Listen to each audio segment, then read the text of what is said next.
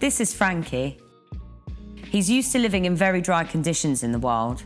In the rare times it rains, he'll suck up lots of water and then store it through long droughts. He'll only need light watering every few weeks or so, when his soil is totally dry. A good way to tell if he needs water is to look closely at his leaves. If they look a bit deflated, he's probably thirsty. Frankie needs a fairly bright spot where he'll get lots of light throughout the day. If you notice his leaves drooping, he's probably letting you know that he needs a bit more light. Like all patch plants, Frankie comes in a brown nursery pot with holes in the bottom to allow water to drain out. We have loads of decorative pots to choose from, and the website will tell you which size pot your plant needs. You don't need to remove him from the nursery pot, just place him into the decorative pot.